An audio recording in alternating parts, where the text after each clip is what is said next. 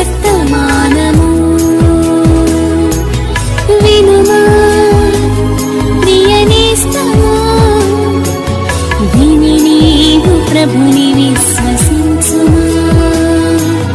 వినుమా ప్రియనేస్తమా, విని నీవు ప్రభుని విశ్వసించుమా. Praise the lord. దేవునికి స్తోత్రం. అనుదిన మన్నా అనే ఈ ఆధ్యాత్మిక కార్యక్రమాన్ని వీక్షిస్తున్న ప్రియ సోదరి సోదరులారా, మన ప్రభువును రక్షకుడునైన యేసుక్రీస్తు అతి శ్రేష్టమైన నామములో మీ అందరికీ శుభాలు వందనాలు తెలియచేయుచున్నాను. ఈ శ్రేష్టమైన సమయంలో దేవుని పరిశుద్ధ గ్రంథములో నుండి యాకోబు రాసిన పత్రిక 4వ అధ్యాయము 8వ వచనం, దేవుని యొద్దకు రండి అప్పుడాయన మీ యొద్దకు వచ్చును. ప్రభునందు ప్రియ దేవుని యొక్క బిడ్డలారా, చదవబడిన లేఖన భాగంలో దేవుని యొద్దకు రండి అప్పుడాయన మీ యొద్దకు వచ్చును అని రాయబడి ఉంది. నిజమే, ఈ భూలోకంలో ఉన్నటువంటి ప్రతి వ్యక్తి కూడా దేవుని దగ్గరకు రావాలి. మనము దేవుని దగ్గరకు వెళ్ళకముందే మన కొరకు ప్రభువే తన యొక్క సింహాసనాన్ని విడిచి, పరలోకాన్ని విడిచి, తన మహిమను విడిచి మన కొరకు ఆయనే దిగి వచ్చాడు. మనలను ప్రేమించి మన కొరకు ఆయన తన ప్రాణాన్నే పెట్టాడు. వాక్యం చెప్తుంది, దేవుడు లోకమును ఎంతో ప్రేమించెను అని వాక్యంలో రాయబడి ఉంది. ఆయన మన దగ్గరకు వచ్చాడు. వచ్చిన ప్రభు పిలుస్తున్నాడు, మీరు నా దగ్గరికి రండి అప్పుడు నేను మీ వద్దకు వస్తాను అని ప్రభు చెప్తున్నారు. నిజమే ప్రియ దేవుని బిడ్డలారా, దేవుని దగ్గరికి రావాలి. వచ్చేవారు ఏ రీతిగా రావాలి? పరిశుద్ధ గ్రంథంలో రాయబడి ఉంది. చూడండి, హెబ్రీయులకు రాసిన పత్రిక 11వ అధ్యాయము 6వ వచనాన్ని చదువుదాం. విశ్వాసము లేకుండా దేవునికి ఇష్టుడయ్యుండుట అసాధ్యము. దేవుని యొద్దకు వచ్చువాడు ఆయన ఉన్నాడనియు, తన్ను వెదకు వారికి ఫలము దయచేయువాడనియు నమ్మవలెను గదా. ప్రియ దేవుని బిడ్డలారా, దేవుని దగ్గరకు వచ్చేవారు చేయవలసిన పని ఏమిటంటే, ఆయన ఉన్నాడనియు, ఆయన దగ్గరికి ఎవరైతే వస్తారో, ఆయనని ఎవరైతే వెతుకుతారో, ఆయన దగ్గరికి వచ్చే ప్రతి ఒక్కరికి ఫలము దయచేయువాడని నమ్మాలి. ఎవరైతే నమ్మకముతో దేవుని దగ్గరకు వస్తారో వారి జీవితంలో గొప్ప కార్యాలు జరుగుతాయి. యేసు ప్రభు వారు చెప్పారు, నమ్ముట నీ వలనైతే నమ్మువానికి సమస్తము సాధ్యమో అని ప్రభు సెలవిచ్చారు. ప్రియ దేవుని బిడ్డలారా, దేవుని పరిశుద్ధ గ్రంథంలో యేసుక్రీస్తు ప్రభువారు ఆయన శిష్యులు బహుజన సమూహములు నడుచుకుంటూ వెళ్ళిపోతున్నారు. యేసయ్య ఆ గ్రామం గుండా వెళుతున్నాడని ఆ గ్రామంలో ఉన్న ఒక స్త్రీ విన్నది. ఆమె ఎవరు అని అడిగితే 12 ఏండ్ల నుండి రక్తస్రావ రోగంతో బాధపడుతూ ఉంది. ఆ బాధపడుతున్న స్త్రీ అనేక మంది వైద్యుల దగ్గరికి వెళ్ళింది, చాలా తిప్పలు పడ్డది, అయినా ఆమె రోగం తగ్గలేదు. అయితే యేసును గూర్చి విన్నటువంటి ఆమె నమ్మింది. నేను యేసయ్య దగ్గరికి వెళితే, ఆయన వస్త్రపు చెంగును ముట్టుకుంటే నేను బాగుపడతాను. ఎంతమంది వైద్యుల దగ్గరికి వెళ్ళినా, ఎంత ధనాన్ని ఖర్చు పెట్టినా నా రోగం తగ్గడం లేదు, నేను బాగుపడడం లేదు. యేసయ్య దగ్గరకు వెళితే ఆయన నన్ను స్వస్థపరుస్తాడు అన్న ఆశతో యేసయ్య దగ్గరకు వచ్చింది. ఆ వచ్చినటువంటి ఆమె నమ్మి యేసయ్య దగ్గరకు వచ్చింది.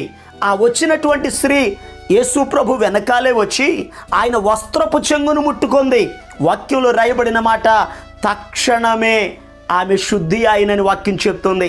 బాగుపడినటువంటి ఆమె అలాగే కూర్చుంది. యేసు ప్రభు వెళుతూ వెళుతూ ఆగిపోయారు.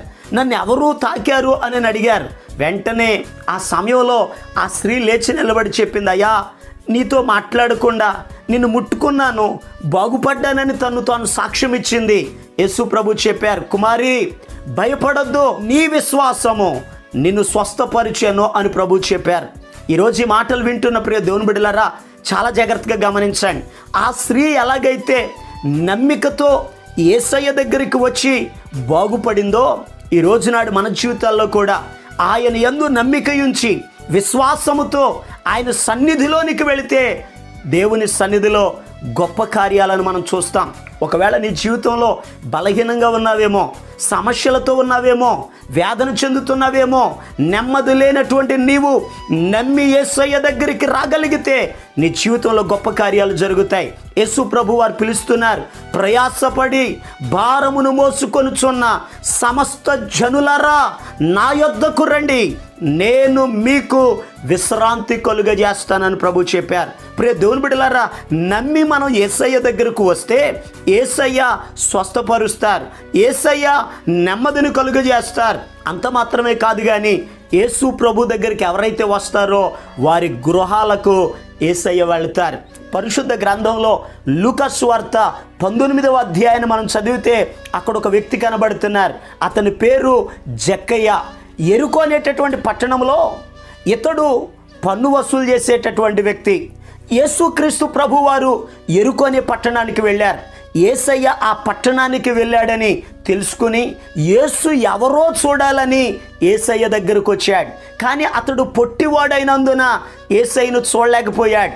యేసయ్య వచ్చే మార్గం ప్రక్కనే ఉన్న ఒక మేడి చెట్టు ఎక్కాడు.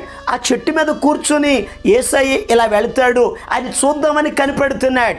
యేసయ్య ఆ చెట్టు దగ్గరికి వెళ్ళి ఇప్పుడు పిలుస్తున్నారు, జక్కయ్య త్వరగా దిగు, నేడు నేను నీ ఇంట ఉండవలసి ఉన్నది అని అన్నారు. జక్కయ్య యేసు దగ్గరకు వచ్చారు గనక యేసయ్య జక్కయ్య ఇంటికి వెళ్ళారు. వెళ్ళిన యేసయ్య జక్కయ్య గృహములో ఉండి ఒక చక్కని అద్భుతమైన మాట చెప్పారు. లూకా సువార్త 19వ అధ్యాయం 9వ వచనాన్ని మనం చదివితే అక్కడ ఈ రీతిగా రాయబడి ఉంది, ఇతడును అబ్రహాము కుమారుడే, ఎందుకనగా ఈ ఇంటికి రక్షణ వచ్చి ఉన్నది అని సెలవిచ్చారు. ఈరోజు ఈ మాటలు వింటున్న ప్రియ దేవుని బిడ్డలారా, యేసయ్య ఏ గృహానికైతే వెళతారో ఆ గృహానికి రక్షణ కలిగిద్ది. ఈరోజు మీ గృహాలలో మీ కుటుంబం అంతా రక్షించబడ్డారా? ఇంకా రక్షించబడకపోతే యేసయ్య దగ్గరికి రండి, ప్రార్థన చేయండి, యేసయ్యను ఆహ్వానించండి. యేసయ్య ఏ గృహానికి వెళితే ఆ గృహానికి రక్షణ, ఆ గృహానికి భద్రత, ఆ గృహానికి ఆశీర్వాదం, ఆ గృహానికి నెమ్మది కలుగుతుంది. ఒకరోజు యేసయ్య మమ్రే గుడారము దగ్గరనున్న అబ్రహాము గారి ఇంటికి వెళ్ళారు. ఆ అబ్రహాము గారి ఇంటిలో ఉన్న కొరతను యేసయ్య తీర్చారు. యేసయ్య ఏ ఇంటికి వెళతారో ఆ ఇల్లు ఆశీర్వదించబడిద్ది, ఆ ఇల్లు రక్షించబడిద్ది, ఆ ఇంటి కొరతలు తీర్చబడతాయి. ఈ పునరుత్థాన దినమందు దేవుని మందిరానికి రండి, యేసయ్యను మీ గృహాలకు ఆహ్వానించండి. మీరు మీ కుటుంబము రక్షించబడి యేసయ్య ద్వారా సమృద్ధిని పొందుకొని మేలు పొందుకోనండి. ప్రభు ఈ మాటలను మన వినికిడిలో ఆశీర్వదించును గాక. ఆమేన్. ఈ శ్రేష్టమైన సమయంలో ప్రభు మిమ్ములను మీ కుటుంబమును ఆశీర్వదించున్నట్లు మీ కొరకు నేను ప్రార్థన చేస్తాను. తలలు వంచండి, కళ్ళు మూసుకోనండి, ప్రార్థనలు ఏకీభవించండి. మహాపరిశుద్ధుడును ప్రేమ కలిగిన మా పరమ తండ్రి, నీకు వందనాలయ్యా. ఈ శ్రేష్టమైన సమయంలో ఈ పునరుత్థాన దినమందు అయా నీ బిడల కొరకు ప్రార్థిస్తున్నాను. నీ వాక్యములో ఈ రీతిగా రాయబడి ఉంది, దేవుని యొద్దకు రండి అప్పుడు ఆయన మీ యొద్దకు వచ్చును అని వాక్యంలో రాయబడి ఉంది. అయ్యా ఈ మాటలు వినుచున్న ప్రతి బిడ్డ కూడా నీ సన్నిధానములోనికి రావడానికి సహాయం దయచేయండి. ప్రతి ఆటంకములను మీరు తొలగించండి అయ్యా. నీ సన్నిధిలో సంతోషం ఉంది నాయన, నీ సన్నిధిలో నెమ్మది కలిగిద్ది నాయన, నీ సన్నిధిలో నీ బిడల ప్రార్థనలు అంగీకరించబడతాయ్యా. నీ సన్నిధిలోకి వచ్చిన ప్రతి బిడ్డ గృహములో అయ్యా మీరు వెళ్ళమని ప్రార్థిస్తున్నాను. ఆ కుటుంబాలకు మీరు కాపరిగా ఉండండి, ఆ గృహానికి మీరు రక్షణ భాగ్యం దయచేయండి, ఆ గృహములో ఉన్న ప్రతి అవసరతలను మీరు తీర్చమని ప్రార్థన చేస్తున్నాను. మా పరమ తండ్రి నీకు వందనాలయ్యా. అయ్యా నీ బిడ్డల్లో చాలామంది బలహీనులుగా ఉన్నారు, మీరు బాగు చేయమని ప్రార్థన చేస్తున్నాను. రక్షణ లేని బిడ్డలకు రక్షణ దయచేయండి అయ్యా. రుణ బాధలలో ఉన్న బిడ్డలు ఉన్నారయ్యా. నజరేయుడైన యేసు క్రీస్తు అతి శ్రేష్టమైన నామములో నీ బిడలకున్న ప్రతి విధమైన బంధకాలలో నుండి విడిపించబడుదురుగాక ఆజ్ఞాపిస్తున్నాను. ఇంకా వివాహం కాని బిడలకు వివాహాలు జరుగునుగాక, సంతానం లేని బిడలకు సంతాన ప్రాప్తి కలుగునుగాక, అయా వృద్ధాప్య దశలో ఉన్న బిడలకు మంచి ఆరోగ్యాలు కలుగునుగాక ఆజ్ఞాపిస్తున్నాను. ఈ దినమంతయు కూడా అయా నీ బిడలు చేయిస్తున్న పనులలో మీరు తోడై ఉండండి, ప్రయాణాల్లో తోడై ఉండండి, వ్యాపారస్తులను దీవించండి, ఉద్యోగం చేస్తున్న బిడ్డలకు అయ్యా నీ సహాయమును దయచేయండి. కృపాక్షేమములు నీ బిడ్డల వెంట వచ్చునుగా ఆజ్ఞాపిస్తున్నాను. ప్రతి అవసరత నీ మహిమలో తీర్చి నీ బిడ్డలను దీవించి ఆశీర్వదించమని యేసు క్రీస్తు అతి పరిశుద్ధమైన నామం పేరట ప్రార్థన చేసి అడిగి పొందుకొని ఉన్నాము తండ్రి. ఆమేన్, ఆమేన్. మన ప్రభు అయిన యేసు క్రీస్తు కృప మీకు తోడుగా ఉండి నడిపించునుగాక. ఆమేన్. ఈరోజు పుట్టినరోజు మరియు పెళ్లి రోజు జరుపుకుంటున్న వారికి సీసలి మన్నా చర్చి తరపున మా కుటుంబ పక్షముగా మీకు శుభాలు తెలియపరుస్తున్నాం. May god bless you.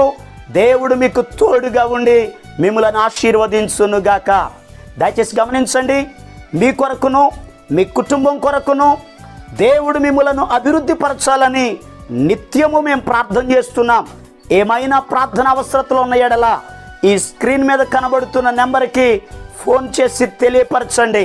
ప్రియ దేవుని బిడ్డలారా, అనుదిన మన్నా అనే ఈ వర్తమానాలు మీ స్నేహితులకు మీ బంధువులకు కూడా షేర్ చేయండి. మన్నా చర్చ్ సీసలి అనే ఈ యూట్యూబ్ ఛానల్ను సబ్స్క్రైబ్ చేయండి. అందరికీ వందనాలు. ఆదరించి ఆశీర్వదించే మంచి దేవుడు ఇడుగోనండి. ఆదరించి ఆశీర్వదించే మంచి దేవుడు ఇడుగోనండి.